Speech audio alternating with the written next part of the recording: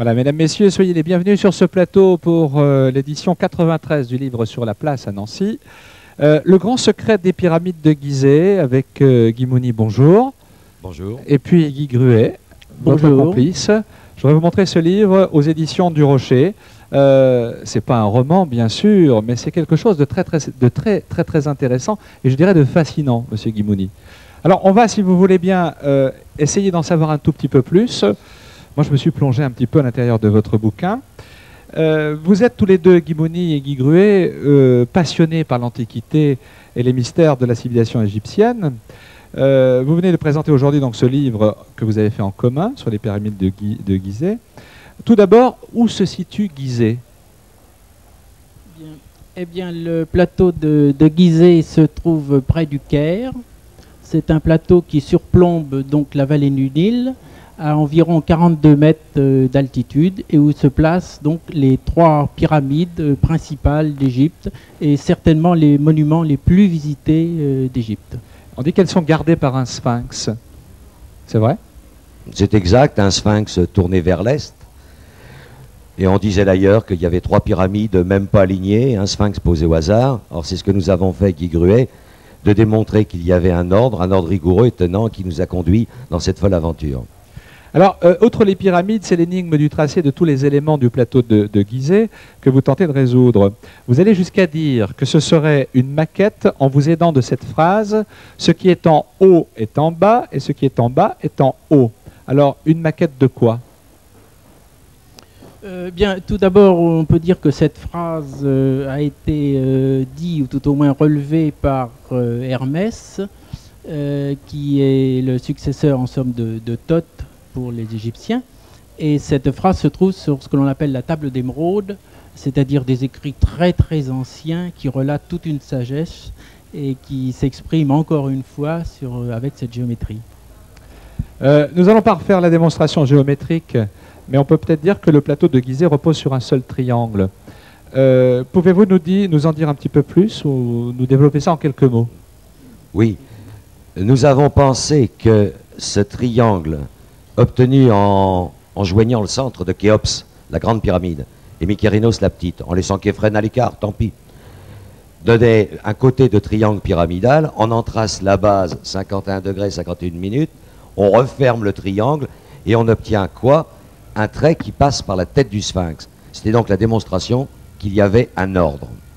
Ensuite, cet ordre pouvait nous amener à supposer que la coupe de Khéops pouvait être mieux qu'un plan, mieux qu'un papyrus, mieux qu'une tablette d'argile, pouvait être en quelque sorte comme la fourmilière derrière une plaque de verre, pouvait être l'indication du sous-sol.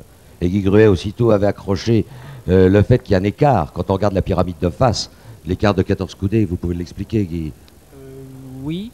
Alors, tout d'abord, ce grand triangle pyramidal que l'on pose sur Gizeh, dès l'instant que le côté droit passait sur la tête du sphinx, ça signifiait une symétrie. Et cette symétrie a été le point de départ de toute la géométrie qui s'était étalée sur Gizeh. Bien, vous aviez une précision? Oui, non, cet écart permet d'avoir la profondeur. Voilà, la projection, dès l'instant que l'on projette la coupe de Khéops avec ses galeries sur ce grand triangle qui est multiplié par 5, on obtient donc le dessin de ces galeries et la profondeur de ces galeries dans le sous-sol est indiquée par le décalage des galeries que l'on trouve dans Khéops. Oui. Pour cela, il était obligatoire de retourner la vue des galeries de Khéops, que l'on regarde toujours vers l'ouest, et on s'est aperçu que c'était une erreur, étant donné que les Égyptiens regardent toujours vers l'est, comme le sphinx d'ailleurs nous l'indique. Et lorsqu'on regarde la pyramide de Khéops vers l'est, on s'aperçoit qu'à l'intérieur, si elle était transparente, on voit très bien que les galeries sont toutes ressorties, sont enfoncées plutôt, et les salles sont ressorties. C'était, si vous le permettez, c'était notre découverte importante, la transformation de quelque chose de plan en quelque chose de vertical. Et en l'occurrence, qu'on ne comprend pas dans la visite de Khéops, dans des éléments debout, devient lumineux quand c'est à plat. La fameuse galerie qui commence en partant en pente vers le bas, et de là par une galerie vers le haut du plafond. Ça semble bizarre, mais si vous remettez ça à plat, c'est une galerie en Y, et je vous passe le restant, tout est à l'avenant. Alors, on sait du reste que les Égyptiens maîtrisaient parfaitement la géométrie, surtout triangulaire. Vous avez découvert bon nombre de concordances dans les tracés et dans les chiffres. Moi, j'ai l'impression que c'est très très étonnant. C'est plus qu'étonnant. Oui, ça semble étonnant, mais il faut savoir que toute cette géométrie est ce que l'on appelait la géométrie sacrée. Et pourquoi est-elle sacrée? Parce que dans les textes, on nous dit que cette géométrie venait des dieux, enfin, des demi-dieux, puis des dieux. Donc elle était sacrée. Donc ceci démontrait que cette géométrie avait donc une particularité, disons, qui n'était pas humaine, si l'on peut dire, entre guillemets. Et en effet, cette géométrie se développe et se verrouille au fur et à mesure que vous l'étendez sur le plateau et que vous amenez une complexité à l'intérieur des tracés. Donc elle est véritablement sacrée et assez mystérieuse, étant donné qu'elle paraît presque absolue. Oui, comme dit Guy, nous arrivons à une amplification. Chaque découverte en amène non pas une autre, mais une dizaine d'autres. Et c'est une progression. À ce point. À ce point-là. Ah ouais. D'ailleurs, il arrivera un moment où on ne pourrait plus maîtriser.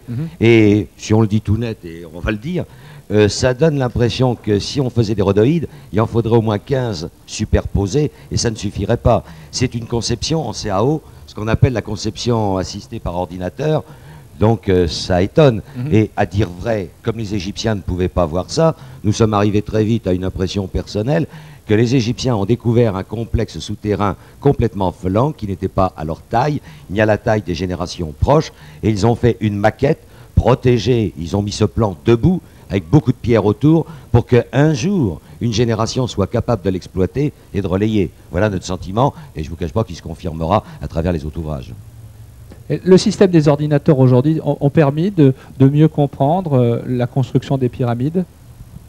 Non, jusqu'à présent, non. L'ordinateur a été employé pour le temple de Saqqara, surtout pour reconstituer le temple de Saqqara par les finances de l'EDF. Et sur les pyramides, je n'ai pas connaissance qu'il y ait eu des recherches avec ordinateur. Mais ce que l'on peut vous promettre, avec peu de risque de se tromper, c'est que cela viendra. Alors, tout le monde pense bien sûr que les pyramides servaient de tombeaux. Or, vous pensez que celles-ci servaient ou auraient pu servir, je dirais, de cache. Pourquoi cette éventualité? Oui, à la phrase que les pyramides sont des tombeaux, nous répondons, nous, qu'elles peuvent être aussi des tombeaux. C'est-à-dire que elles sont même plus qu'un cache. Guy, Oui, absolument. Elles peuvent être des tombeaux, mais elles sont bien autre chose. Vous avez fait d'autres découvertes en étudiant les pyramides? Ah oui. Lesquelles, par exemple?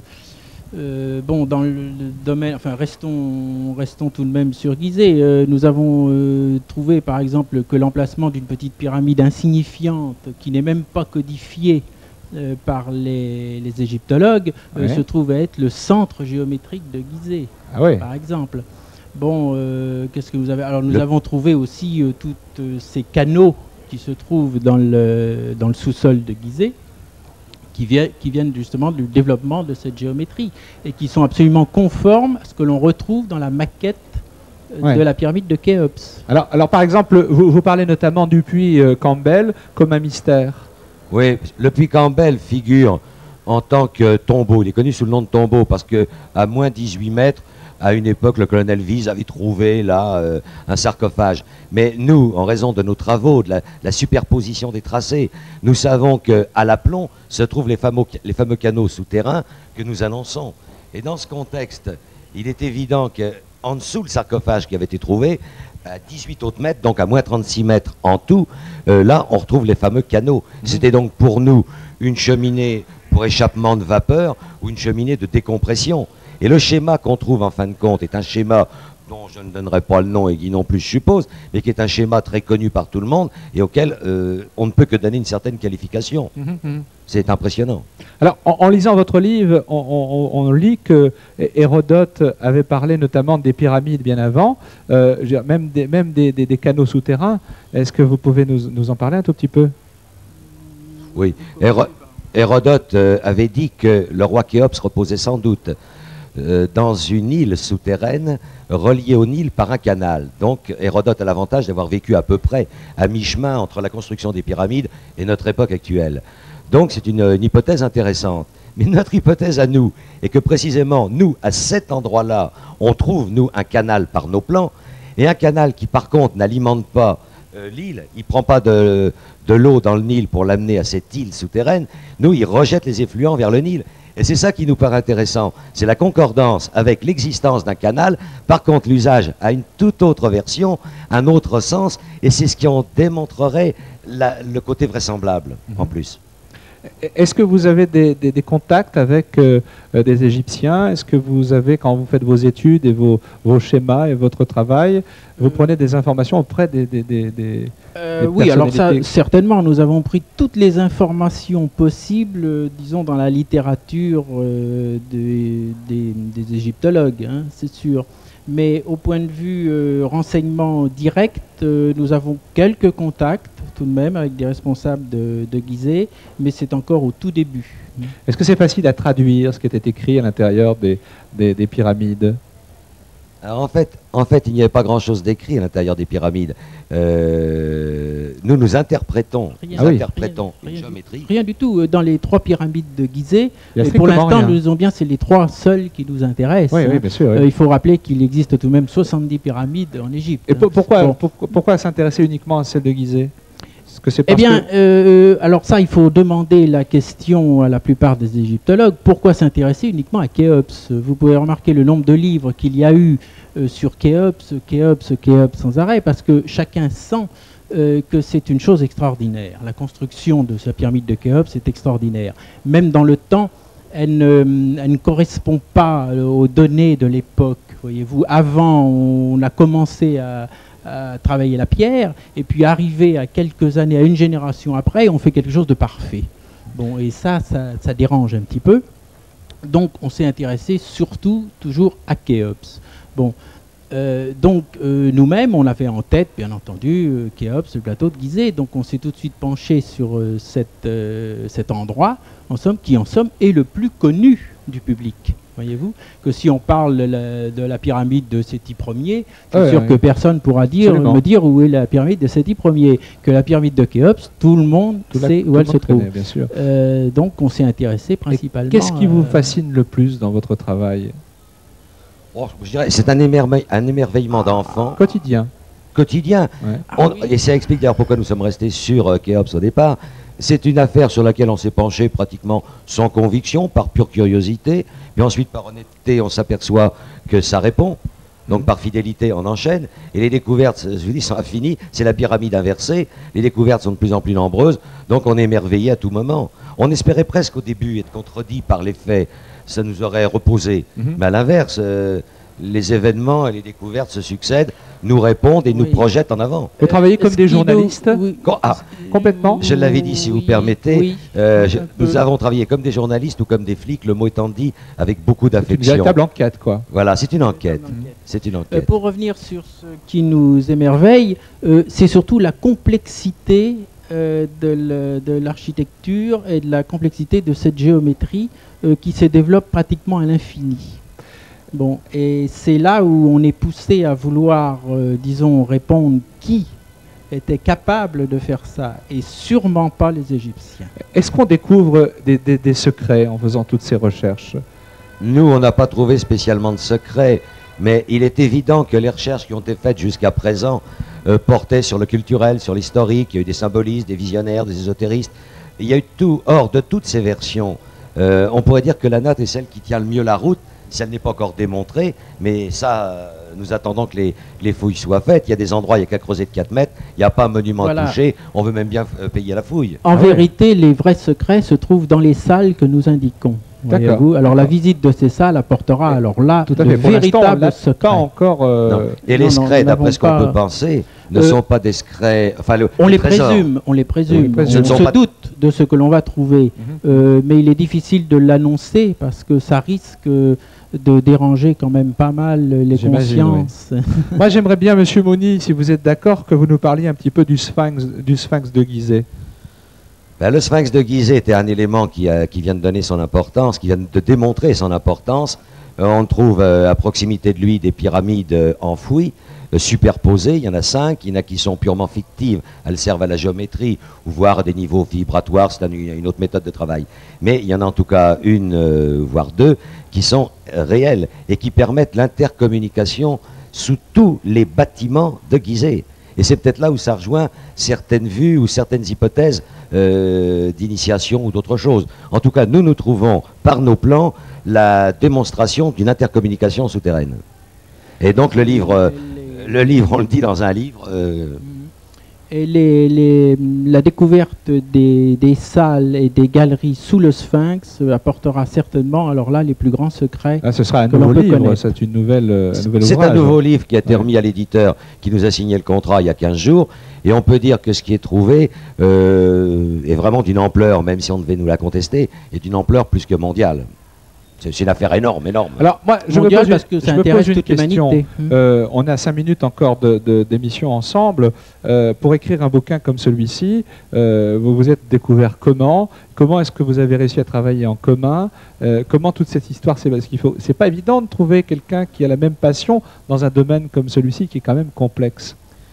Oui, j'ai démarré cette affaire en m'interrogeant sur la croix égyptienne, le Ankh, qui est un des 2000 hiéroglyphes, idéogrammes ou pictogrammes. Et comme les Égyptiens n'ont que des signes inspirés de l'environnement, j'avais posé à ma guide la question en disant « Mais ce signe-là, de quoi vient-il? Quel était le modèle ?» Et la guide me dit « Ben non, il n'y a pas de modèle, ils ont dessiné un symbole. » Je dis « Non, madame, ils ne dessinent pas de symbole, ils prennent quelque chose d'existant en symbole. » Et j'ai fait une première étude pour casser toutes les versions qu'on présentait. C'est là que j'ai découvert qu'il n'y avait rien au monde sur l'Ankh, sur la croix égyptienne, et que le peu qu'on en disait était erroné. Et c'est comme ça que je suis rentré en rapport avec Guy Gruet, qui, lui, a trouvé une réponse très vite, complètement folle, mais que j'ai reconnue comme bonne, et nous avons travaillé ensemble. Je vous laisse enchaîner, Guy. Bien, oui, en effet, ça a été donc le véritable départ de l'étude donc de cette dizaine de hiéroglyphes qui étaient symboliques et dont nous avons trouvé qu'il s'agissait d'objets alors assez mystérieux et assez incroyables. Je crois que le mot n'est pas trop fort puisqu'on nous l'a dit assez souvent en voyant ce manuscrit en disant écoutez c'est incroyable, bon pour l'instant voilà. Alors de là ça nous a donné bien sûr une façon de penser. Et cette façon de penser, justement, on l'a tout de suite appliquée au lieu le plus connu, en somme, d'Égypte, qui est pyramide. Votre travail ne s'arrête pas là. Quels sont, pour tous les deux, les projets que vous avez Les projets, c'est donc la sortie du Sphinx qui va augmenter la notoriété permettant le dialogue. Et ensuite, cette nouvelle lecture des hiéroglyphes qui montre qu'ils ont eu 19 signes environ, qui sont inspirés d'autres choses que l'environnement. Si je vous dis quoi ? C'est un matériel extrêmement sophistiqué dont on a eu des exemplaires au musée de la radio. Alors vous voyez sur quoi ça peut nous porter. Et c'est de là que nous avons pensé que ce matériel, si les Égyptiens l'avaient eu devant les yeux pour le dessiner, il devait exister encore et il devait être certainement caché quelque part. Sous Khéops. Et c'est là que nous avons vu qu'il était caché. Alors disons les choses précisément, non pas sous Khéops, mais au centre de Gizeh, dans une très grande salle qui est à l'image des galeries de Khéops. En tous les cas, pour celles et ceux qui veulent connaître le grand secret des pyramides de Gizeh, il suffit tout simplement d'aller sur le stand où vous êtes en ce moment pour rechercher cet ouvrage, Édition du Rocher. C'est vrai que c'est passionnant, c'est vrai que ce n'est pas toujours évident.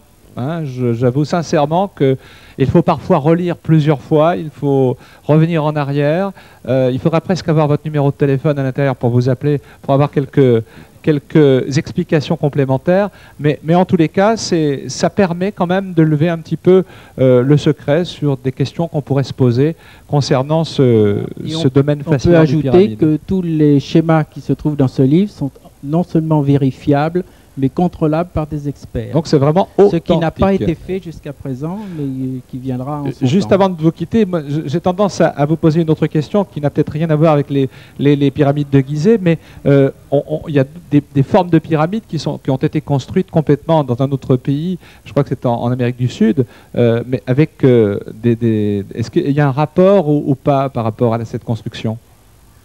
Oui. Est-ce que c'est une réponse que vous pouvez me donner? Nous n'avons pas travaillé dessus d'une manière précise, mais ce sera peut-être le 4e livre. Si on se promène au niveau du 30e parallèle, si on reprend le méridien de Paris, si on prend 90 degrés à l'est et 90 degrés à l'ouest, on s'aperçoit de beaucoup de choses. Lhasa, ces pyramides, le Yucatan. On s'aperçoit donc très vite, comme je vous disais, que cette géométrie qui part de Gizeh peut se développer sur le monde entier. C'est un prochain secret.